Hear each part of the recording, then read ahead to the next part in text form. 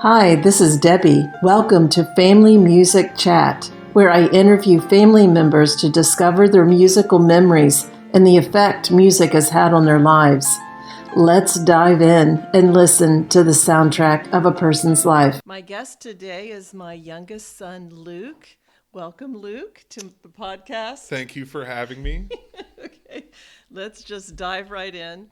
And let's start with the year you were born so that we can kind of put us into the decade. I was born October 26th, 1993, the golden year of the 90s. Okay. What is your first music memory? Don't know if I can pin a single first one, but from what I can remember, driving around in the car and you and Dad listening to whatever happened to be on the radio, which at that time would be like Maroon 5 or Counting Crows or Hall & Oates. Yeah, that sounds right. So then my next question was, what music did your parents listen to? So Maroon 5, Counting Crows, Hall & Oates. Dixie Chicks. Well, now the Chicks, but Yeah. I remember driving around in the car listening to the Chicks, formerly known as Dixie Chicks. Yeah. Mm-hmm. That's all I can really remember from childhood. Right. Okay. And when you were first listening to music, how did you listen to music? What was it on? It was on a Walkman. Wow. I don't know who got it for me, but it was one of you two. I think it was Mimi. It might have been. Yeah, I was going to guess Mimi or Granddaddy. It was an actual Walkman? Yes. Well, CD player. I don't know what they were called at the time. Was it a CD? Yeah. It had a CD in it? Okay. Yeah, because I had a Walkman that was a radio. Oh. I think Walkman was just a brand. Okay. Yeah. Okay. All right. I don't know. Okay. I could Google it, but I'm not going to. So, did you have any albums or how were you buying music? I wasn't. I had that Walkman, and then I had asked for an album, but I was also like 6, so I didn't really know what I liked for music. And I remember the first one I had was NSYNC, and listened to Bye Bye Bye all the time. So, so really, in your grade school years, so you think you started listening to music when you were 6 with a Walkman, because that's pretty young. Yeah, around that time. Okay. I as far as I know, we were living at the first house. Okay. So I don't know how old we were when we moved out of there. Second grade, I think Allie was in second year, third. So pre that. Okay. What was your very first concert? We are once again not going to be able to pin that down, but growing up, especially around 12, 13 and beyond, there were almost 5 or 6 a week we would go to, just local venues whenever they were playing. It'd be friends bands or nobody really significant, but people we knew or mutuals or something along those lines. Where were they playing? There was one venue in Dayton on East 3rd Street called the Dayton Dirt Collective, and that played specifically the more violent hardcore music. And then there were some other venues. There was one really popular one in Kettering called the Attic, which I'm sure anybody in the area has heard of. It's no longer around. They shut down, and I think it's now a thrift store. So You were going at 12 and 13? Yeah. Who were you going? Who was taking you? Oh, my friends. We just get rides from parents until we had friends that were old enough to drive, and then we drive. Okay. All right. So, what was the first, I guess, like legit concert that you had to pay for, or a musical group that you went to see? I think it was like halfway through high school, towards the butt end of high school. We went. I think the first one I ever actually went and paid money for was 3 bands: Balance of Composure, Touche Amore, and Circa Survive, and that was up in Cleveland. I forget what that venue's called, but it's like House of Rock or something like that. Okay. But yeah, no, that was a trip. We went with family friend Rachel. Yeah. And saw them, stayed the night. It was a really good time. Allie, my sister, went as well. So that was really fun.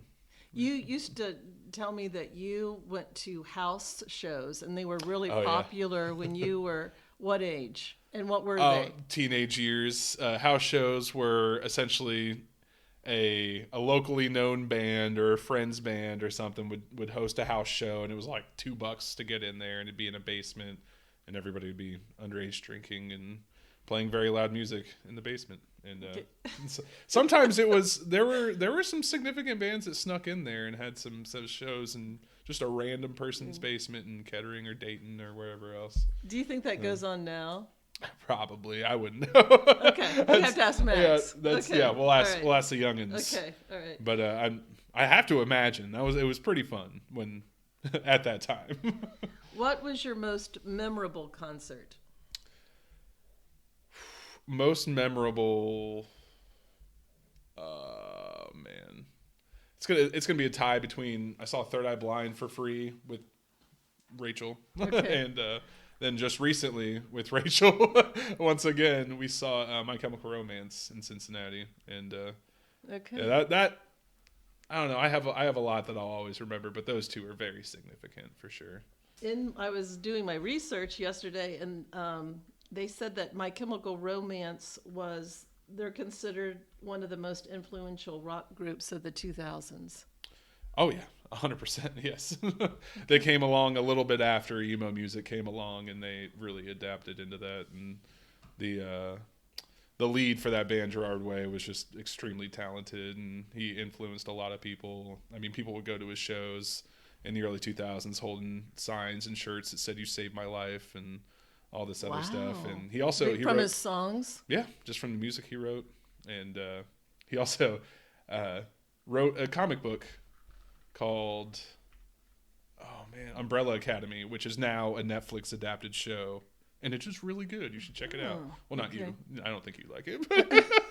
You, as in the listener, should check out the Umbrella Academy on Netflix.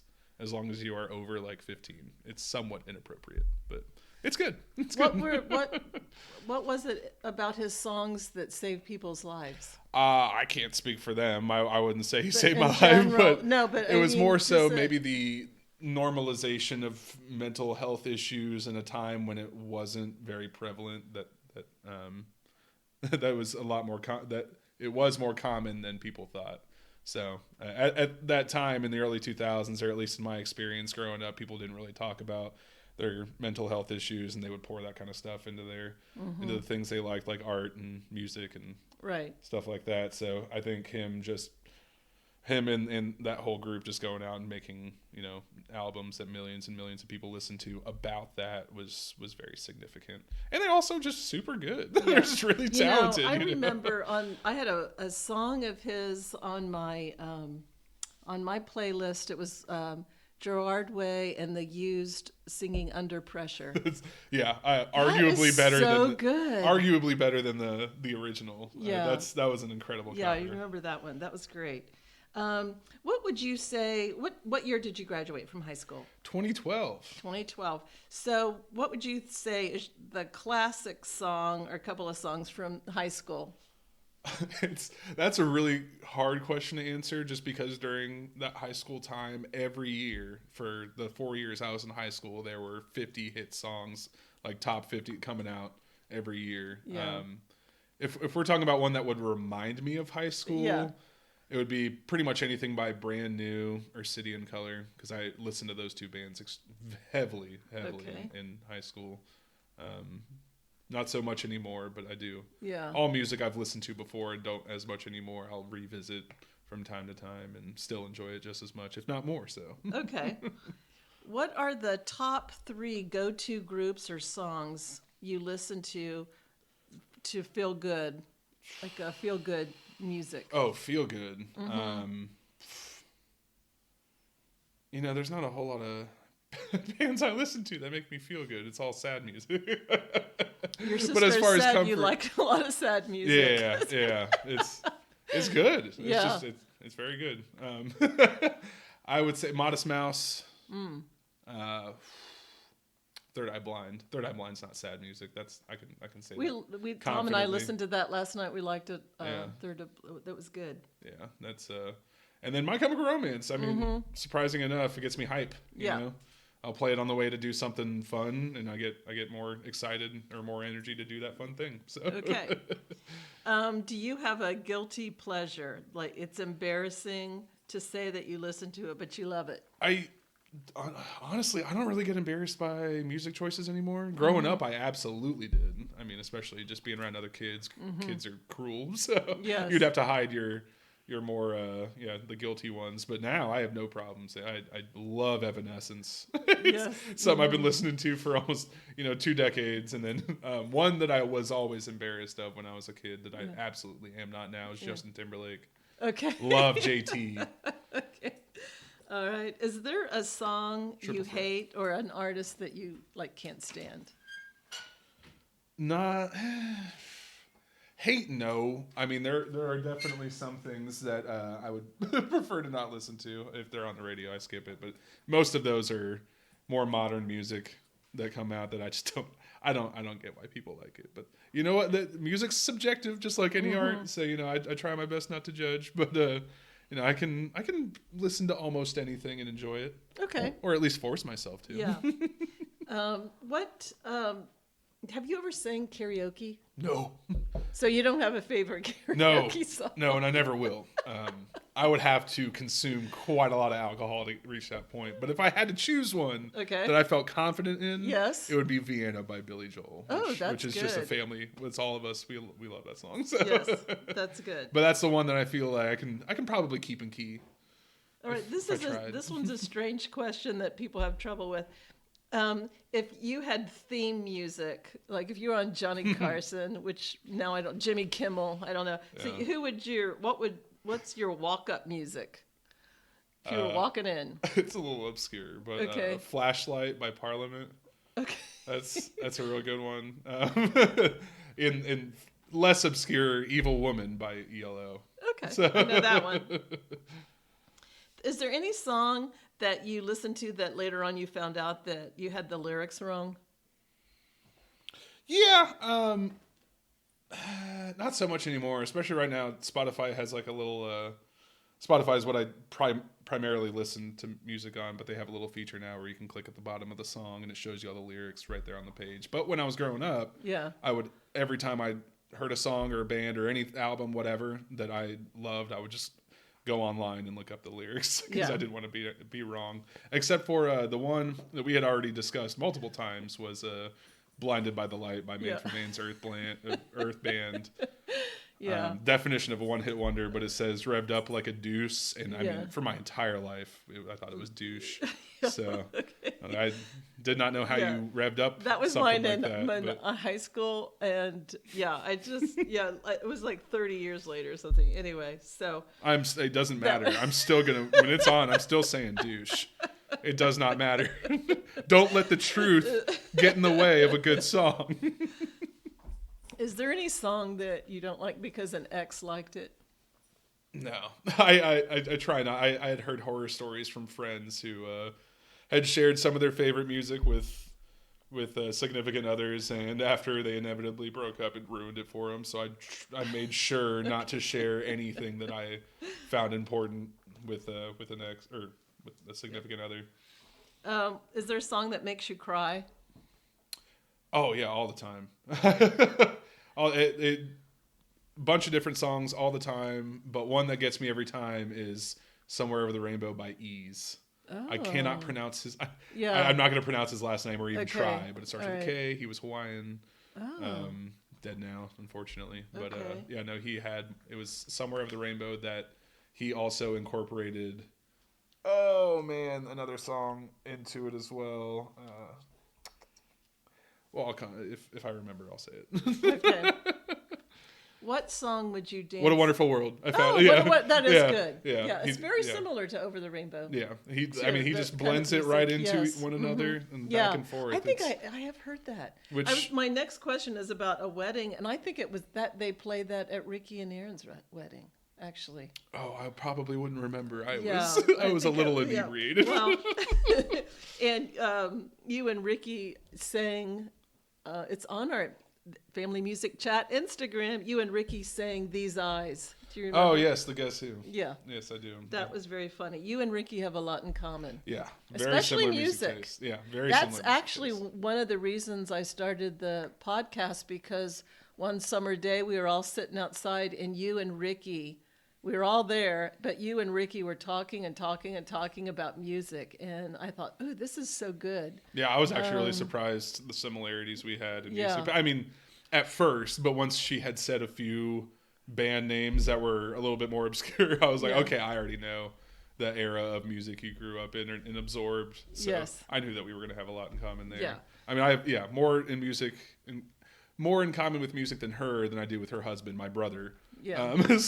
Yeah. She's a little younger. Slightly, than him, yeah. too, I mean, but so he 10 years. introduced me to a lot of the music that I had started to listen to just because he was 9 years older than me. Yeah. And we had a Like room, what? What do you room remember? across from each other. Oh, like a bunch of metal. Like, I mean, like old metal that might not be topical or current at the time, but like Lamb of God and As They Lay Dying and Soulfly. Soulfly's still good. Yeah. And then, man, the DMX. Yeah. I remember you broke that CD that Yeah. he had. But he had a room right across from me, and at both places we lived, and I was able to pretty much just take whatever he listened to. Yeah, I'm going to go ahead and ground Aaron again for that. Okay. Now, you are not married, but what song would you like to dance to at your wedding? I that one I was actually thinking about, and I just couldn't land anywhere with that one. It's going to have to wife, be you need a bride to come up with the song. That, or it needs to be something significant to both of us. Yeah, and I agree. And that's something I just can't think of, unfortunately, at the moment. But I'll let you know one day. Okay, all right. Did you watch any musical shows on TV? Isn't there only one? It's like No, Glee. there's there was Glee. I Oh, said that because like there was some on MTV. I left it open ended because when I was young it was like Lawrence Welk and Sonny and Cher. Well, we also we watched when American Idol was first coming out. I guess you could That's call true. it that. We watched a lot of that. That was Yeah. pretty funny. And then there was The Voice, which I've watched a little bit of. And nowadays they got other ones like The Masked Singer, which is a little weird. That one's a little obscure. I never saw that. Oh, it's horrible. It looks bad, so I didn't It's celebrities waste the dressing time. up in like furry costumes and being just going out, and everybody has to guess who the singer is, and then they disrobe their costume, and then they find out. Surprised, So yeah. no, it's a little weird. It's a little weird. All right. Here you got two more of the initial questions. What does music mean to you?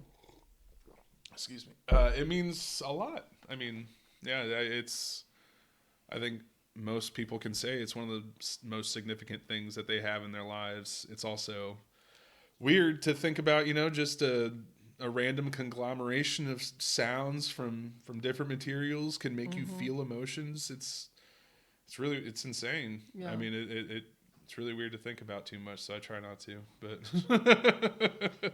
Okay. Yeah. Do you have a favorite obscure song you'd like to share that you think people would like that they might not know about? Obscure, yeah. Supertramp is by no means obscure, but the song "Child of Vision" I would suggest to everybody it is really good. It is incredible. It's right. Something my dad had showed me, and I could not stop listening to it. Would just drive around and I'd be like, I gotta listen to Child of Vision. Or it's on one of the many playlists I make on Spotify, and it pops up. Yeah. I'm like, I can't skip that. Yeah. I have to your listen to the dad whole has thing. like you and Allie both love Supertramp because of your dad, for sure. Oh yeah, and I'm sure many more artists as well because of you guys. A lot of late '60s, early '70s, and with you it's '80s. So Yeah, it's the 80s. I have some extra questions that you don't know about. So you ready? Mm-hmm. Okay, you're a gamer. I do play. Okay, what is your favorite song in a game? Oh, favorite song in a game. I'm not sure if I can think of a specific song that like an artist played or anything, but as far as soundtracks go for a game, Mass Effect series had a great soundtrack. Okay. The Last of Us. It's just a bunch of slow acoustic guitar. But man, those are the two that I can think of. And then, actually, Sid Meier's Civilization 6 has an incredible soundtrack. It is really good. Okay. It's difficult to describe, but it is an incredible soundtrack. So all the songs that appear in that as you're playing it. Now, there's one interesting thing about you, because you're 6'5", you're a kind of big, burly man. I'm large. You love Disney songs. Mm-hmm. That's right. All right. What is your favorite Disney song? Ooh. I have many favorite Disney songs, but my usual go-to to sing is Colors of the Wind in Pocahontas. Okay. Or Part of Your World in Little Mermaid, or I'm blanking on the name of the one in Aladdin, but they're on the carpet. Okay. The Magic Carpet Ride? Is that it? No, that's a song by Steppenwolf. A little different. All right. Now, can you sing? Can you sing a little part of one of those? No. I tried to get Ricky. Nobody will sing on my podcast because it's so cute. You do a really good job. I think it's the mermaid one. It's like you and Allie do a cute one. We put on a performance, and then Allie and I will duet the one with Jasmine and Aladdin, but I take Jasmine's part. All right. And Allie takes Aladdin's part. Okay, I've got a recording of that, so I'll put that on Instagram. I'm sure you have more than enough. And if not, you can always ask Rachel or maybe even Ricky. Who knows? All right. But there's more than enough documented evidence of us. What song do you listen to over and over again? It never gets old. Oh man, I go through phases. So I like I said, I use Spotify primarily for listening to music. So I take heavy advantage of their Discover Weekly, where every week they'll pretty much create a podcast for you based on all the things that you listen to, that you've saved, that you made playlists with. And then I'll take those and I get hyper fixated. So once I get one song on there that's really good, I'll listen to that song after every other song I'm playing. I'll go right back to that song for a good 3 months, and then won't listen to it for another 3 months. Okay. So I get hyper fixated. But right now there's one called 80s Tune by Luna Luna. That one I play on the way home quite a bit. Just because it helps cheer me up. And then also Hold On by Wilson Phillips. Yeah, I was going to mention that. Hold On by Wilson Phillips. So, I was looking at your playlist because I always like to look around.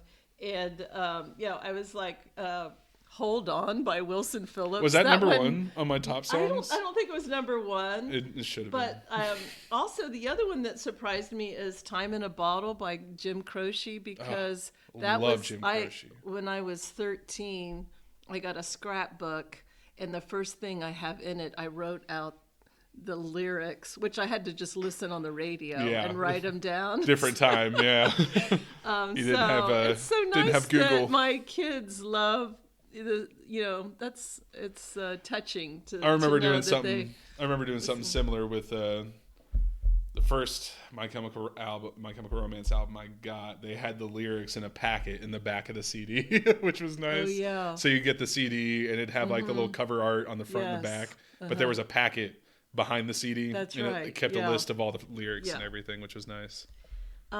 Since you're a 90s kid, I've got two fun questions. Did you ever participate in a flash mob? No, I didn't know what that was until a few years ago. Okay. Yeah, I was in my mid-20s when I figured out what a flash mob was. All right. I also don't get it, but well, it was very popular.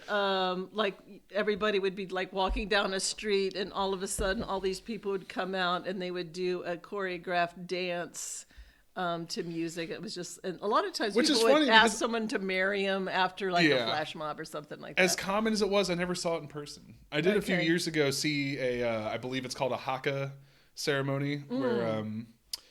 Oh man, I'm pretty positive. I might be talking out of my ass here, but I'm pretty positive it's like a Pacific Islander, Maori kind of ceremony where they do this dance. It's super powerful. They do stomping and a lot of vocalization. Yeah. And I remember I had run into one at an airport in Minneapolis, St. Paul. Wow. And watched that. That was maybe the close. I would never compare that to a flash mob, but Yeah. That's the first Kind of impromptu. similar, yeah. It's similar in the sense that I had no idea it was happening until I had walked in, and they all had pretty much gotten everybody's attention. It was impromptu, and it was a little jarring, but I was like, all right, this is okay. Yeah. I like it. All right. Next question: have you ever performed a choreographed dance? Yes. I remember my 6th grade, I believe, fifth or 6th grade class had spent months, the entire class spent months learning the Thriller by Michael Jackson dance, and we all performed it in front of the school for a talent show. Yeah. That's funny. I was actually just talking about that the other day. Yeah, and I don't know why, but they put me up front. And man, I hate crowds.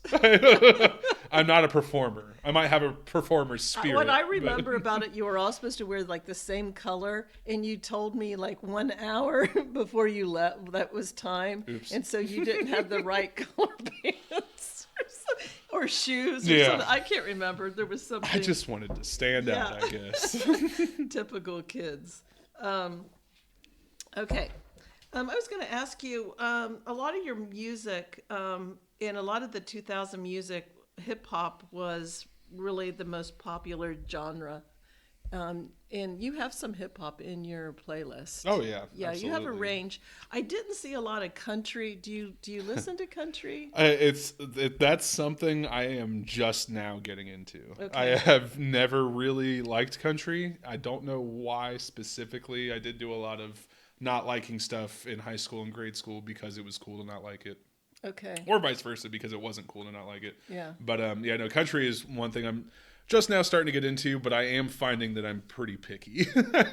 I'm very finicky about it, but there is most of it I'm learning from my sister. Allie and I have a blended playlist on Spotify where Spotify every day or every week will add more songs to this playlist for both of us that it thinks that we will both like. It's usually something one of us has listened to and the other one has not, or at least something similar. So I'm getting more country music from my sister now than I have from anybody ever. I did when I was looking at your Spotify playlist. You have a playlist that says Alexandra and Luke. Yeah. And then you have one that says Bump That She. Yeah, it's supposed to be. What is that? Bump that shit. Yeah, I know what it means, but what's in that one? That's fun? all early. Yeah, that's all early 2000s. Okay. Hip hop and rap. I mean, the definition of rap is very different now, I suppose. But just early 2000s hip hop and R&B. You know, just Ludacris and Usher and Sierra. Evie. I was going to ask you if you listened to Kanye and Eminem because they were popular. Eminem I did. Kanye I never really liked. Oh, but my friends and I all really liked the song Heartless by Kanye. So we were like 13, 14. We would play that all the time while playing like Call of Duty or something like that. Okay. You know, that one specifically we really liked. And then from there it went on to other artists that were more party music, like Waka Flocka and Gucci Mane and stuff. And that was all just influence from friends and friends' older brothers and their friends and so on and so forth. So, But the playlist that I have, Bump That Shit, is primarily early 2000s hip hop, no trap music or anything like that. So you'll find all sorts of fun stuff on there, like Eminem and Usher and lots of stuff. Nelly. Nelly. I love Nelly. Yeah. And then for me, I just love Ludacris. He's fun. Yeah. He's got fun songs. I mean, especially if you got a couple of parts and soundtrack for Austin Powers, absolutely. You know how to have fun. Yeah. Are you ready for the fire round? We'll see how fire it is. You gotta say the first thing that comes to your mind. Okay. Best album cover. Hybrid Theory by Linkin Park. What's on it? It's either Meteor or Hybrid Theory. I'm pretty sure Hybrid Theory is the one. It's a guy who's got like spray painted on butterfly wings. Okay. And it just looked cool. I liked it as a kid. It was one of the first albums I ever got by myself. Okay. I listened to that religiously. Do you have a best workout song? I would probably have to work out for that, but Okay. I if I had to choose one, if I was like going to go in and I wanted to get like a good workout or something, I'd probably just put on Queen or Electric Light Orchestra. Like those, I feel like those would pump you up, you know. Oh, yeah, like definitely. you know, like never mind blanking, Evil Woman or Mr. Blue Sky or you know, anything by Queen. I'm sure that would be a good workout song if somebody were to work out. I don't know how that goes. What's your favorite musical? Les Mis. I love Les Mis. It is a weekly thing that those songs and that soundtrack get stuck in my head. But just something about Hugh Jackman and Russell Crowe and oh man, what a great movie and play or musical. Well, this is close to the best soundtrack of a movie. Best soundtrack for a movie that's not a musical, in my opinion, is going to be Interstellar. Okay. It was entirely composed by a German composer, Hans Zimmer, who has composed a bunch of other movies, and he's very popular. Did Miami Vice. Yeah, he is very popular. People are very aware of him. Yes. But yeah, no, that soundtrack, Interstellar, is incredible. I have it on a little playlist just so I can listen to that soundtrack on Spotify if I feel like it. Best music video.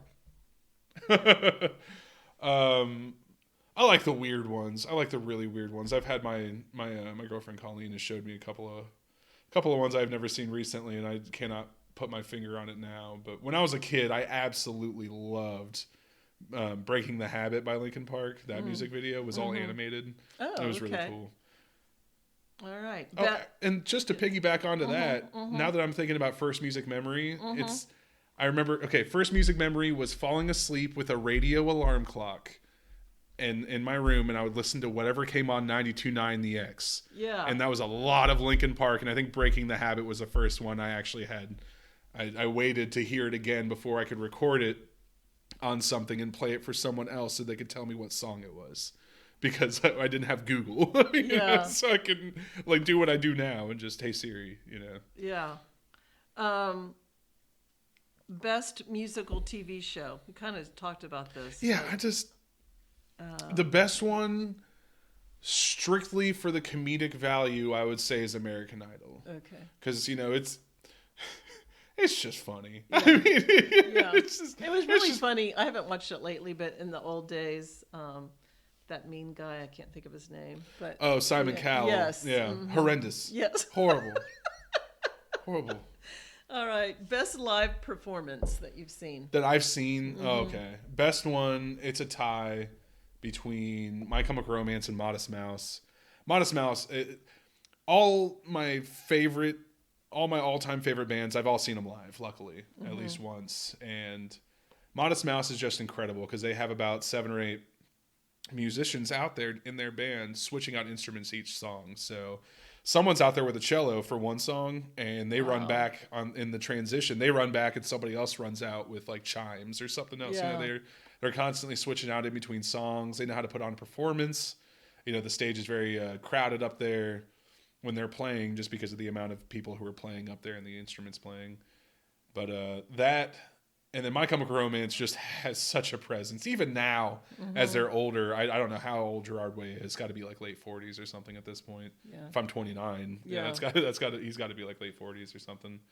But the most impressive was definitely Third Eye Blind, because they played for about 2.5 hours, which is a feat there in of itself.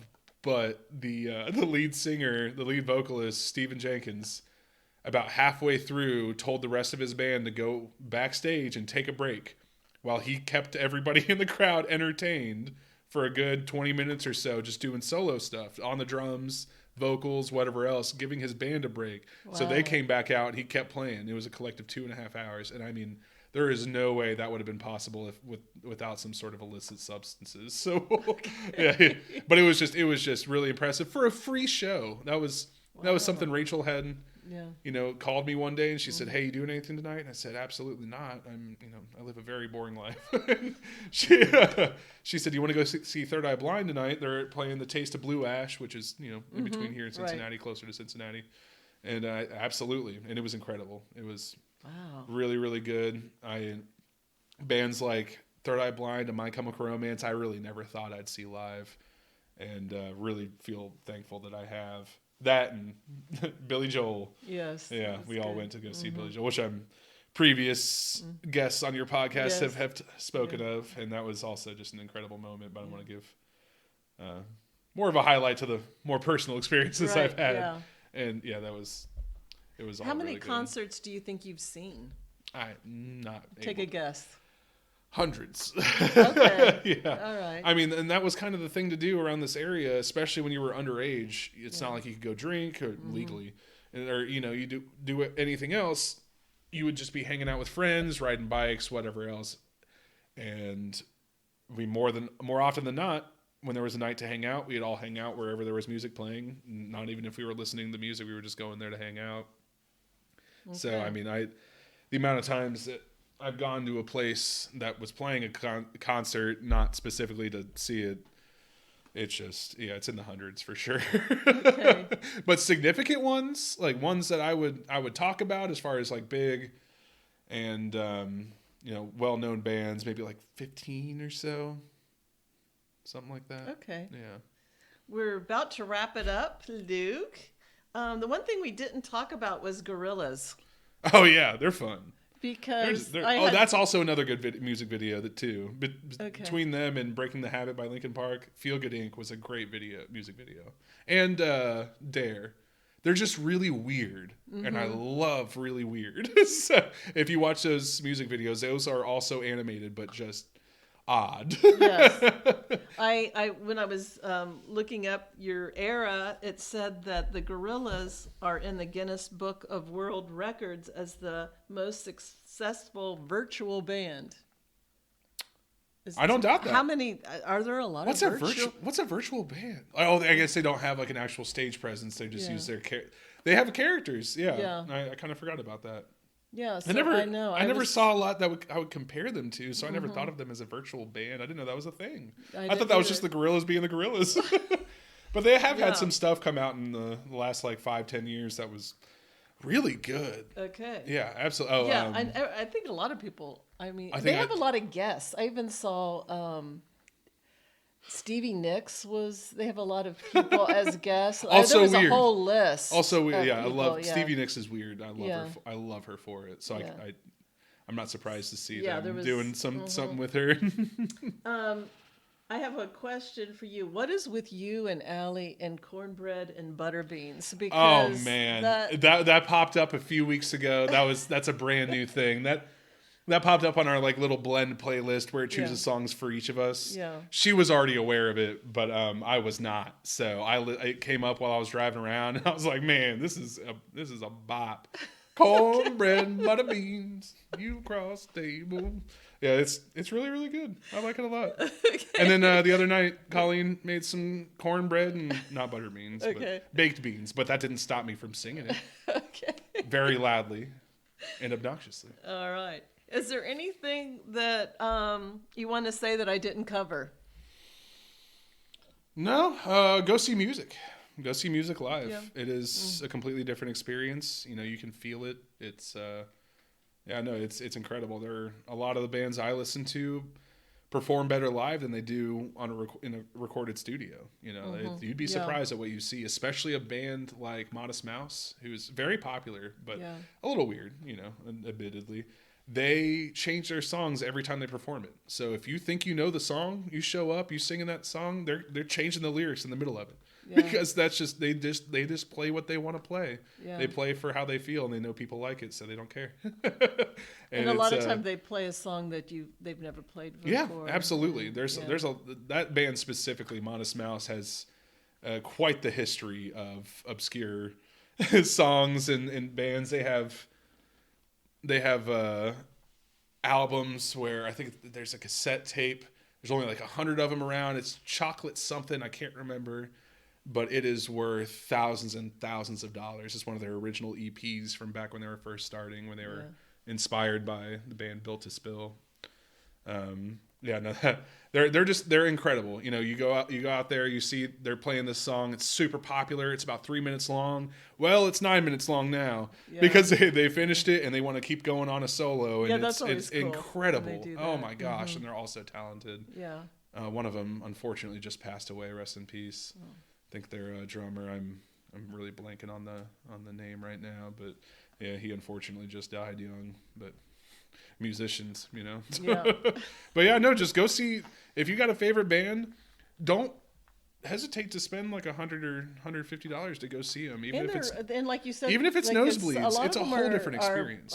Free. You and Rachel went to free. Yeah, you'd be surprised at what you can find for free. You know, it's true. just absolutely. And then also don't be afraid to go see bands you've never heard of. I went to a show in Columbus to see a band called Turnover, and not a big fan of them anymore. But because of that, I discovered a British band that was playing with them called Basement, and they're incredible. Okay. I never heard of them before. Yeah. Talked to the lead singer after he was done for a little bit, you know. I asked him, "You on Spotify?" It was like 8 years ago or so. Yeah. I can't remember, but he said, "Yeah, absolutely, we're on Spotify," and I've been listening to them ever since. They're really good. All right. So yeah, just don't be shy. Go do it. Good advice. All right. Well, thank you, Luke. Of course. Thanks for having me. Fun. Yeah, absolutely. Very, very much anticipated. I know everybody was on the edge of their seats waiting, but you and I, we're busy. Yeah, so. we are busy. And we procrastinate. So. Yes. Or at least I. My next guest is going to be your Aunt Donna. Oh, I'm excited to hear that one. That's a different era in perspective. Yeah. I tried to do young, old. Yeah, y'all grew up, you know, at exactly the same time, obviously, but I'm sure you both have different music tastes and music experiences. So it'll be exciting to hear. Yeah, I love hearing all the different perspectives. Yeah, it's good. I do. Especially, it's not something that when we get together, it's not something we all talk about very often. So it's cool to hear. We learn about each other. Absolutely, I learned a lot about Ricky. Yeah, that's so true. Absolutely, and Grandma. Grandma was Grandma. fun. I know, me too. Like she played a Victrola. Yeah. She played a player piano at her aunt and uncle's. I'm excited for you to do. Stories I never heard before. Yeah, I'm excied for you to do Allie. Yeah, Allie will be I'm fun. going to do Allie. She's after learning how Donna. to play. Yeah, she's learning how to play the mountain dulcimer. I was going to ask you if you played an instrument. No. Didn't you play the flute? I tried to play the flute for a couple weeks and I gave up. Okay. Too hard. Man, woodwind. Would you consider that woodwind? It is metal. I never know that stuff. And then I did my best to play guitar. So I can play the first 30 seconds of One by Metallica. I can play Redemption Song by Bob Marley. Oh. And, like the first minute and a half of Stranger Things Have Happened by the Foo Fighters as well. Okay. And that's my great musical feats. Other than that, I'm more of a vocalist. Well, you didn't sing, but if everybody follows us on Family Music Chat, you can hear Luke sing. You'll gain and earn the opportunity to witness such a wonderful feat. All right. Okay, well, thank you. Until next time. Until next time.